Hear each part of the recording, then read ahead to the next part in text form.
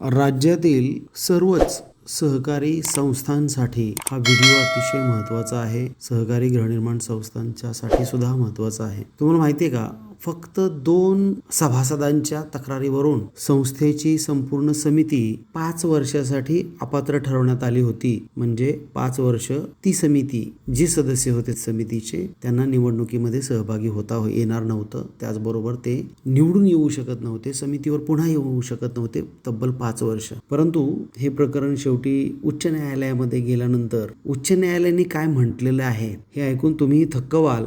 कदाचित तुम्हाला यातून दिलासा मिळेल. नमस्कार, मी युवराज पवार, डिअर सोसायटीमध्ये आपलं स्वागत. गेल्या 12 वर्षापासून महाराष्ट्रभर सहकारी गृहनिर्माण संस्थांचे प्रश्न सोडवत आलो आहे. सहकारी गृहनिर्माण संस्था बिल्डरच्या सहकार्याने नोंदणी करणं किंवा बिल्डरच्या सहकार्याशिवाय नोंदणी करणं असेल, कन्व्हेन्स, डीम कन्व्हेन्स, संस्थेच्या जमिनी संस्थेच्या नावावर करणं, सातबारे करणं, वार्षिक सर्वसाधारण सभेची पूर्वतयारी करणं, अपार्टमेंटची सोसायटी नोंद करणं, अपार्टमेंट रद्द करणं वगैरे, अशा अनेक सेवा गेल्या 12 वर्षापासून मी देत आहे. 1000पेक्षा जास्त संस्था या माझ्या क्लायंट राहिलेल्या आहेत. त्यामुळं अद्ययावत माहिती स्वतः घेत राहणं आणि समाजाला देत राहणं हे मी माझं कर्तव्य समजतो. आणि त्याच्यातूनच आज हा उच्च न्यायालयाचा जो एक न्यायनिवाडा आहे, याच्या संदर्भामध्ये मी तुम्हाला आज इत्यंभूत माहिती देणार आहे, ज्यामध्ये समिती अपात्रतेबाबत एक नवा मार्गदर्शक न्याय उच्च न्यायालयाने ठरवलेला आहे. काही निकष ठरवून दिलेले आहेत. हा व्हिडिओ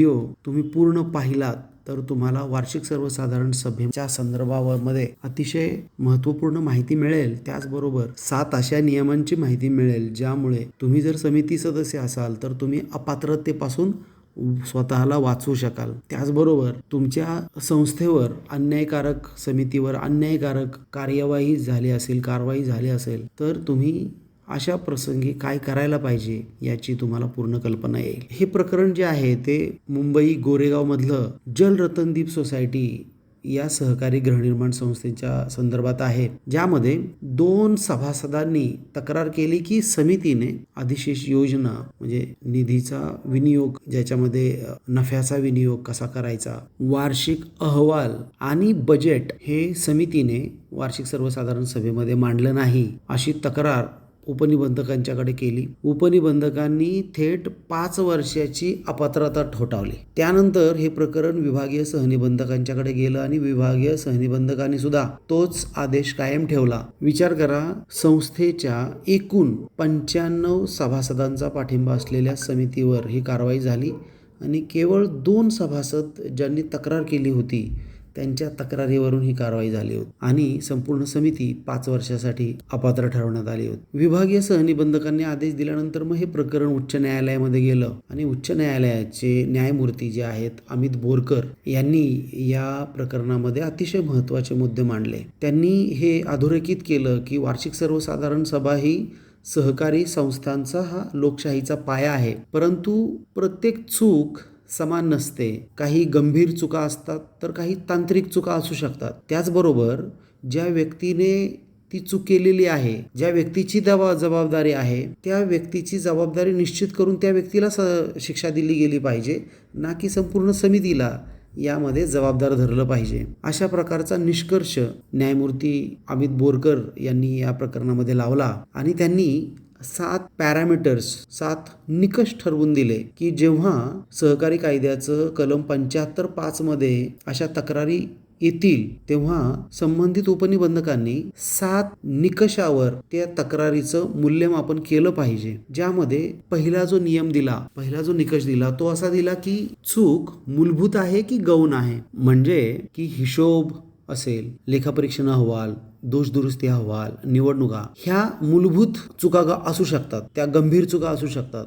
मात्र समितीने वार्षिक अहवाल मांडला नाही, त्यांच्या कामकाजाचा अहवाल मांडला नाही किंवा बजेट मांडलं नाही, तर या गौण स्वरूपाच्या, ॲन्सिलरी स्वरूपाच्या चुका आहेत. त्यामुळे गंभीर गोष्ट राहिली असेल तर ती मोठी चूक आहे आणि छोटं कागदपत्र स्वरूपाच्या जर का काही त्रुटी राहिल्या असतील तर त्या तांत्रिक त्रुटी आहेत, असा एक त्या ठिकाणी निकष लावला गेला की मग ती चूक जी आहे, लेखापरीक्षणच केलं नाही, दोषदुरुस्ती अहवालच सादर केला नाही, निवडणुकाच घेतल्या गेल्या नाहीत, जर त्या निवडणुका त्यावेळेस घेणं क्रमप्राप्त होतं तर अशा प्रकारच्या चुका असतील तर त्या मूलभूत चुका आहेत. मग अशा स्वरूपामध्ये कारवाई ही केली जाऊ शकते. पण गौण असतील तर मग काय कारवाईचं स्वरूप हे थोडं सौम्य असलं पाहिजे. दुसरा निकष जो लावला तो आहे की त्रुटी जाणीवपूर्वक केल्या आहेत की चुकून केलेल्या आहेत. मुद्दाम माहिती दडवली गेली आहे का की फक्त तांत्रिक दुर्लक्ष झालं आहे. उदाहरणार्थ की ऑडिट रिपोर्टच लपवला तर ही मुद्दाम केलेली कृती आहे. कार्य अहवाल वाचायचा राहिला ही एक तांत्रिक चुकून राहिलेली गोष्ट असू शकते. तिसरा जो निकष दिलेला आहे तो म्हणजे की समिती कृतीमुळे सभासदांचं काही हक्क बाधित झाले आहेत का, सभासदांना हिशोब पाहायला प्रश्न विचारायला मिळाले का, जर कागदपत्र न ठेवल्याने त्यांचे हक्क हिरावले असतील तर चूक गंभीरच आहे. तुमच्या सोसायटीमध्ये असं कधी झालंय का की तुमच्या समितीनं ऑडिट रिपोर्ट लेखापरीक्षण अहवालच ठेवलेला नाहीये? कमेंटमध्ये मला सांगा. तर मग सभासदांचे हक्क बाधित झाले असतील तर त्याचं अवलोकन होणं गरजेचं आहे. चौथा जो निकष या ठिकाणी लावला की ही जी चूक झाली आहे ती एकदाच चूक झालेली आहे की वारंवार ही चूक करण्यात आलेली आहे. अनेकदा काही लोक सराईत असतात, त्यामध्ये वर्षानुवर्षे ऑडिट करत नाहीत, वर्षानुवर्षे त्या चुका कायम ठेवतात. मग हे समजून घेणं सुद्धा गरजेचं आहे. पाचवा जो निकष या ठिकाणी सांगितला गेला आहे, पॅरामीटर सांगितला गेला आहे की इतर काही उपाय करणं शक्य आहे का. शिक्षा नेहमी प्रमाणात असायला पाहिजे. वॉर्निंग देऊन किंवा दंड देऊन, निर्देश देऊन जर का काही सुधारणा होणार असेल आणि अपात्रता टाळता येणार असेल तर तशा स्वरूपाचं काही केलं जाऊ शकतं का, हेही पाहणं निबंधकांना आता अनिवार्य झालेलं आहे. सहावा जो पॅरामीटर ठेवण्यात आलेला आहे तो म्हणजे की जबाबदारी फक्त संबंधित पदाधिकाऱ्यांवरती आहे. ती जबाबदारी कोणाची आहे हे सुद्धा निश्चित झालं पाहिजे. म्हणजे अध्यक्ष, सचिव, खजिनदार यांची जी जबाबदारी आहे त्यांनी ती पार पाडली नसेल तर मग इतर जे समिती सदस्य आहेत त्यांना तुम्ही अकारण शिक्षा कशी काय देऊ शकता.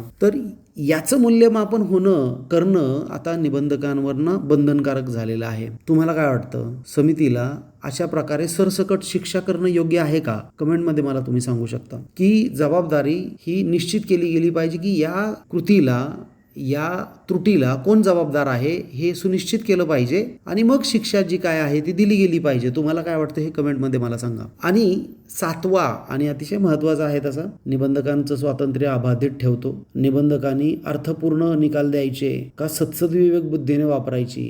या ठिकाणी न्यायालय असं सांगतं की निबंधकांनी विवेकबुद्धी वापर करावी, परंतु आपल्याकडं माहितीच आहे सहकार इतका भ्रष्ट आहे की तिथं अर्थपूर्ण बुद्धीचा वापर केला जातो. अपात्रता हा शेवटचा पर्याय असला पाहिजे. परिस्थिती, गंभीरता, पुरावे हे पाहून निबंधकांनी निर्णय घेतले पाहिजेत. अशा प्रकारचे 7 निकष पॅरामीटर जे आहेत ते मुंबई उच्च न्यायालयानं सहकार कायद्याचं कलम 75(5) मध्ये अपात्रता ठरवताना विचारात घेतले पाहिजेत असे एक प्रकारे निर्देश दिलेले आहेत, मार्गदर्शक सूचना दिलेल्या आहेत. कायद्याचा उद्देश हा सुधारणा करणं आहे, सूड घेणं असा नाही. त्यामुळं मग निबंधकांनी अपात्रता हा शेवटचा उपाय ठेवला पाहिजे. निबंधकांनी निर्णय घेताना चूक किती गंभीर आहे, कोण जबाबदार आहे, सभासदांचं हक्क बाधित झाले आहेत का आणि इतर काही पर्याय उपलब्ध आहेत का हे सर्व पाहून त्याचं अवलोकन करून मग निर्णय घेतला पाहिजे. तर मंडळी, तुमच्या वार्षिक सर्वसाधारण सभेमध्ये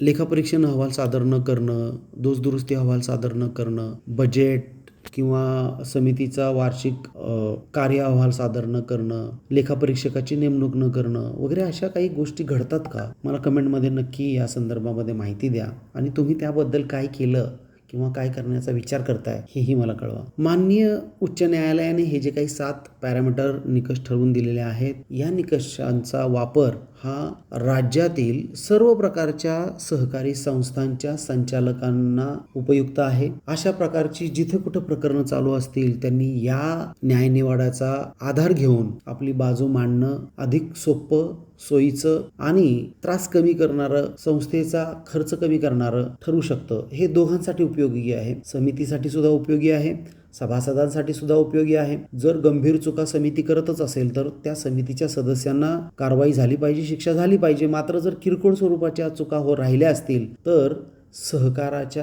सहकाराच्या तत्वानुसार त्यांना सहकार्य केलं पाहिजे आणि त्या चुका सुधारण्याची एक संधी समितीला दिली पाहिजे असं आम्हाला वाटतं. या ठिकाणी समिती सदस्यांना मला एक सल्ला असा द्यायचा आहे की समिती सदस्यांनी समितीच्या बैठकीमध्ये नियमितपणे उपस्थित राहिलं पाहिजे. त्यांनी त्यांचं मत मांडलं पाहिजे. मत मांडल्यानंतर त्यांचं मत हे समितीच्या इतिवृत्तामध्ये नोंदवलं गेलं आहे की नाही याची खात्री केली पाहिजे. आणि जे ठराव संमत केले जात आहेत आणि त्या ठरावांना तुमचा विरोध असेल तर तुमचा विरोध असल्याबाबत उल्लेख त्या ठरावांमध्ये त्या इतिवृत्तामध्ये केला गेला आहे किंवा नाही हे अतिशय काटेकोरपणे तुम्ही तपासून पाहिलं पाहिजे. कारण जर समजा उद्या जाऊन तो ठराव बेकायदेशीर ठरला तर तुम्ही त्यातून स्वतःला वाचू शकणार आहे. त्यामुळं समिती सदस्यांनी कोणत्याही प्रकारे परिस्थिती समजून घेतल्याशिवाय, संबंधित ठराव समजून घेतल्याशिवाय, अधिकार समजून घेतल्याशिवाय की तो ठराव संमत करण्याचे अधिकार समितीला आहेत किंवा नाही आहेत हे समजून घेतल्याशिवाय ठरावाला संमती देऊ नये. उगाच उदार होऊन कुठेही सह्या करू नयेत, कारण भविष्यामध्ये त्या सह्यांची किंमत तुम्हाला मोजायला लागू शकते. तर मित्रांनो, अशा महत्त्वाच्या कायदेशीर माहितीसाठी डिअर सोसायटी चॅनलला तुम्ही सबस्क्राईब करा. हा व्हिडिओ तुमच्या सोसायटीच्या व्हॉट्सॲप ग्रुपवरती नक्की टाका, जेणेकरून तुमच्या समिती सदस्यांना, तुमच्या इतर सभासदांना याविषयी माहिती मिळेल. सोसायटी चालवणं म्हणजे फक्त बिल उचलणं नाही आहे, तर लोकशाही आणि पारदर्शकता टिकवणं असं सुद्धा आहे. बिलं इकडनं तिकडं करायची हा धंदा म्हणजे सोसायटी नाही. जिथे पारदर्शकता आहे तिथे तक्रारदारांची संख्या पण कमी असते आणि तक्रारदारांची ताकद सुद्धा कमी होत असते. धन्यवाद.